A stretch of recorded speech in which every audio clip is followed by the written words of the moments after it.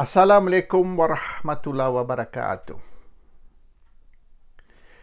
Penyokong pembangkang, terutama sekali yang bukan Melayu, nampak sangat yang mereka ni jahil sangat. Komen mereka, kenyataan mereka, semua karut. Semua menunjukkan kejahilan mereka. Mereka perlu belajar political science, sains politik, political philosophy, falsafah politik, dan juga belajar tentang sistem kerajaan yang Malaysia mengguna. The system of government, iaitu raja perlembagaan, constitutional monarchy, dan juga Westminster system of parliament. Itu sistem yang kita guna. Dan kalau nak beri pandangan pun, kalau nak keluarkan kenyataan, biarlah berpandu atau berdasar kepada fakta, bukan ikut perasaan saja. Dan banyak kenyataan atau pandangan penyokong pembangkang mengikut apa yang pemimpin mereka berkata. Dan apa yang pemimpin mereka berkata ni semua bohong. Semua tak betul. Tapi penyokong mereka percaya. Dan mereka ulang, mereka repeat apa yang pemimpin mereka berkata. Tapi semua out of point, out of topic pun ada. Kita sering dengar dah setahun kebelakangan ni, mereka duduk cerita pasal mandat rakyat. Rakyat's mandate, people's mandate. Apa dia mandate rakyat tu? Faham tidak? Mereka menggunakan istilah mandate rakyat tanpa mengetahui apa maksudnya. Mandate rakyat ni ialah mandate yang rakyat beri kepada wakil mereka. Kita Malaysia ni, kita mengamal representative system of government, iaitu kerajaan yang berwakil. Dan wakil kita yang dipanggil wakil rakyat mewakili kita di dalam parlimen. Jadi kita pilihlah siapa kita nak sebagai wakil kita. Dan kita beri mandate, kita beri kuasa kepada mereka untuk bertindak bagi pihak kita. Bermaknanya kita serah kuasa kepada mereka. Kita bagi mereka power of attorney, iaitu kita mandate kepada mereka apa saja keputusan yang perlu mereka buat. Dan kebiasaan, kita akan pilih mereka berdasar kepada janji-janji mereka. Semasa kempen pilihan raya, mereka janji ini dan janji itu, maka kita pun berdasar kepada janji mereka, kita akan memberi undi kepada mereka. Kita akan pilih mereka menjadi wakil kita. Dan apabila kita sudah mengundi dan mereka sah, sudah menang pilihan raya dan menang undi yang terbanyak, maka mereka akan mewakili kita di parlimen. That's it, habis tugas kita. Tugas kita ialah mengundi, kita pilih wakil yang kita rasa wajar mewakili kita atau yang kita percaya boleh diamanahkan untuk mewakili kita. Dan selepas kita beri amanah kepada mereka, kita serah mandate kepada mereka, maka habis tugas kita. Sekarang ni tugas mereka. Kalau mereka pecah amanah, kalau kita undi untuk mereka berdasar kepada janji-janji tertentu, apabila mereka sudah sampai di parlimen, mereka mungkir janji, mereka pecah amanah, maka too bad lah. Sebab kita percaya mereka, kita beri mandate kepada mereka, kita undi mereka untuk mewakili kita. Selepas kita dah pilih mereka dan mereka menang dan mereka menjadi wakil kita atau wakil rakyat, mereka mungkir janji, pecah amanah, kita kena tunggulah 5 tahun akan datang untuk tendang mereka keluar. Nothing we can do anymore. Pasal tu kita kena pilih dengan bijak. Jangan kita tutup mata. Tapi kebanyakan orang Malaysia, rakyat Malaysia, kita tak kisah siapa wakil kita. Siapa saja jadi wakil tak apa, biar beruk sekalipun. Saya ingat lagi dia orang kata, biar tunggul kayu pun, asal lambang tu lambang parti saya. Jadi mereka sudah kata, Mereka tak peduli siapa wakil. Mereka tak kisah siapa wakil. Mereka pangkah untuk parti. Jadi, sekira kita letak siapa sekalipun, mereka akan sokong. Mereka akan undi.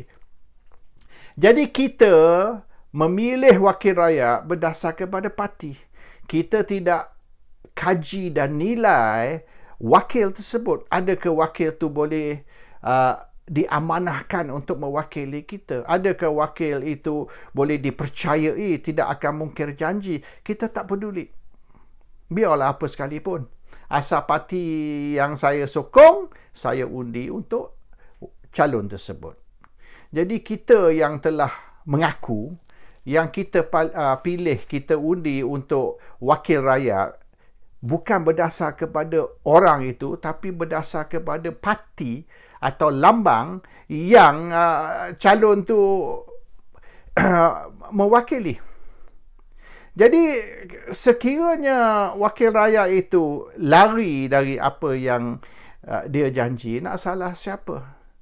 Jadi hari ni kita duduk marah, duduk kata ni kita nak kembalikan mandate rakyat. Kita tak puas hati. Jadi sekarang ni kita sudah tak ada kuasa.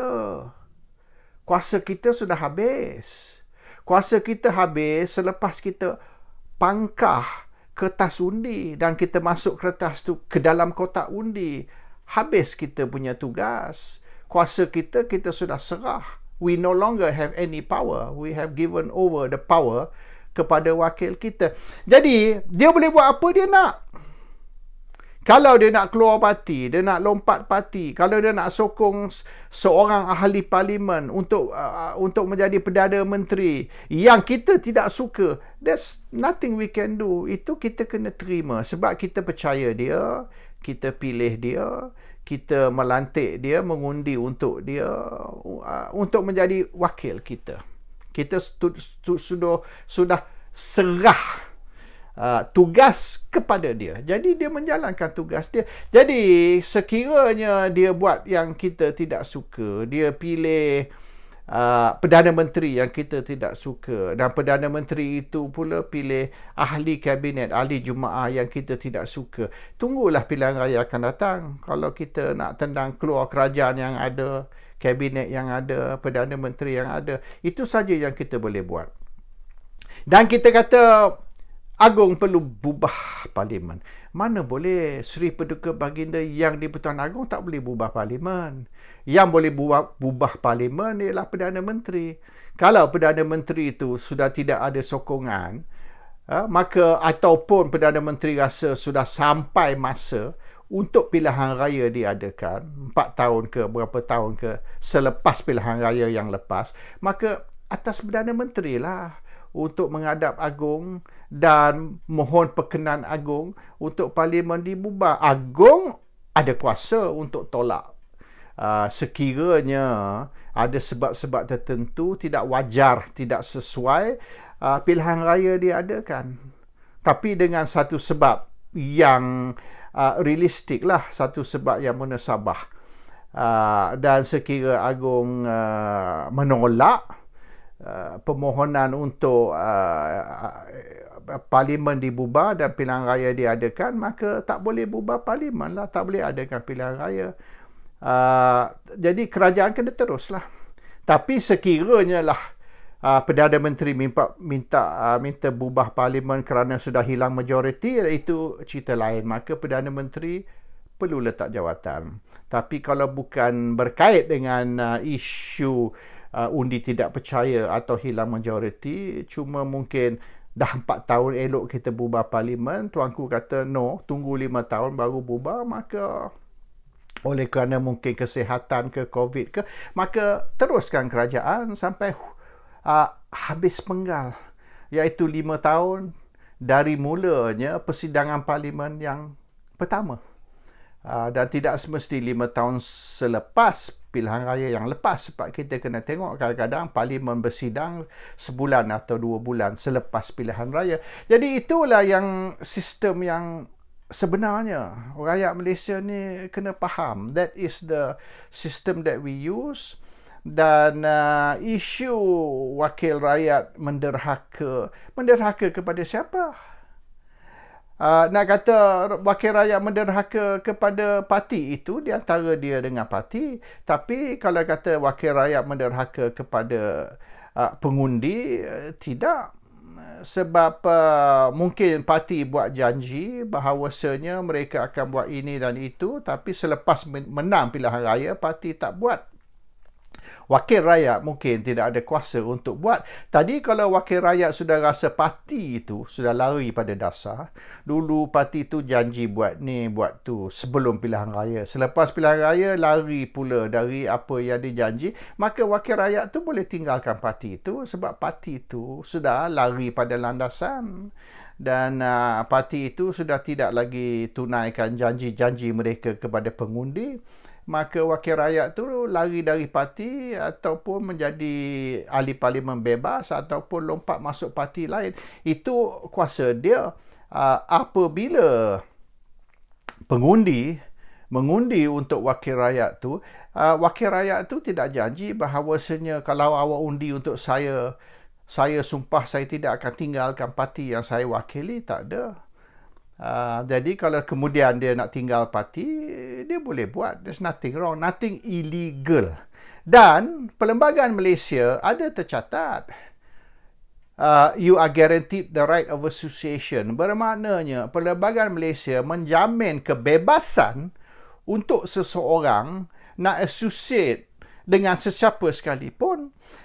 Kalau kita nak sekat dia dari keluar parti, sekat dia dari tinggal parti, masuk parti lain, bermaknanya kita sudah melanggar perlembagaan.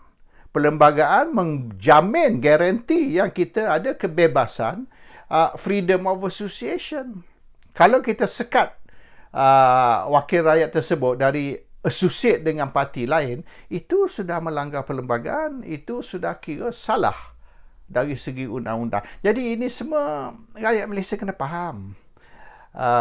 Dan kalau ada satu undang-undang kemudian yang menyekat seorang wakil rakyat dari lompat parti, maka perlembagaan perlu dipinda, iaitu you have the right of association, kecuali dan apa yang boleh dikecualikan, misalnya kecuali you masuk parti politik, you bertanding parti politik, you tak boleh lompat parti, itu kena letaklah di dalam perlembagaan supaya menjadi undang-undang yang sah. Assalamualaikum warahmatullahi wabarakatuh.